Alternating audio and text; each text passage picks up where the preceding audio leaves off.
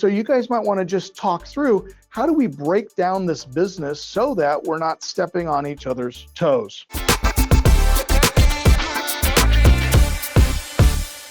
The challenge of couple-led business can be communication breakdowns. Unresolved tension at work can follow you home, and vice versa. Also, small miscommunications can trigger personal hurt and business missteps.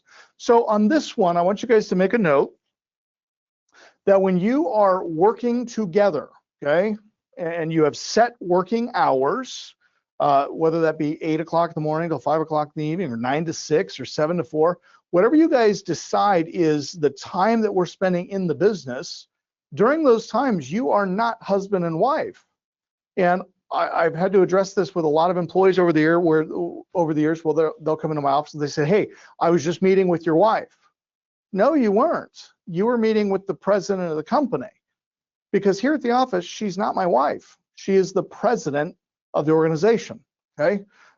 Conversely, hey, I was just talking with your husband. No, you weren't. You were just talking with the chief visionary of the organization. And we carry those things at work. And when we get home, that's when we become husband and wife, okay?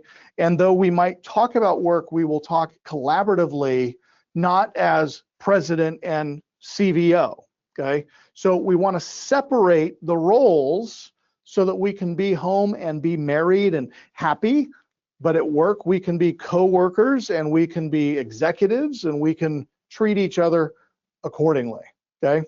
Now, Jacqueline has come home, we'll be having dinner and I'll say, hey, how was your day today? She says, I hate my boss. He really is just a jerk. And I'll say, oh, wow, tell me about that. And of course, she's talking about me at the office, right? But that separation is so critically important, okay? Now, role confusion can often create power struggles. So who's leading this project? Who makes the final call? Lack of clarity can lead to silent resentment, micromanaging, or one partner checking out. Okay, now we're going to get into this in a future slide, but you guys have to do what we call defining roles. What is it that you're really good at? What is your core competency? What is your spouse or your partner's core competency? I was having a conversation with a couple just the other day, and two friends decided to start a business together. Well, in the process of starting this business together, they did not decide who was responsible for sales, who was responsible for marketing, who was responsible for the accounting, who was responsible for product fulfillment, customer service, delivery of. And so they were stepping on each other's toes and they were having a terrible experience. And so they were coming to me saying, Lee, what do we do? And I said, well, unfortunately, guys, what we got to do is something that you should have done long ago. We have to define roles. We have to decide who is doing what. Now, you married your spouse, your significant other, you're dating your partner because they have traits about them that are different than yours. They're very outgoing, you're more introverted, or vice versa. They're very good at the details, you not so much, or you're really detail oriented and they're really outgoing. Okay, so we want to identify these core competencies and then assign lanes. So many of you here, you're in either the real estate vertical of the business, or you're focusing on the note side of the business, or you are in the private money brokering business, okay? Well, in every single one of these verticals, we need somebody that's responsible for sales. We need somebody who's focused on marketing.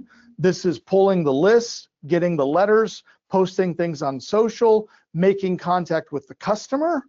And then we need somebody that's going to be responsible for all of the paperwork, all of the due diligence, all of the sorting and the gathering and making sure that all of the files go to the right places. Now, I can tell you for me, personally, I am not a detail-oriented person, okay?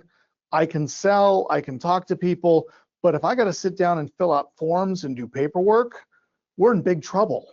Now, fortunately, Jacqueline is really good at the detail side of the business. And so we have her do all of the accounting, we have her do all the tax preparation work, we have her do all of the contracts, all of the filing. Anything that is detail oriented, Jacqueline does that. Anything that is customer oriented or client facing, I'm going to handle that. And so you guys might want to just talk through, how do we break down this business so that we're not stepping on each other's toes?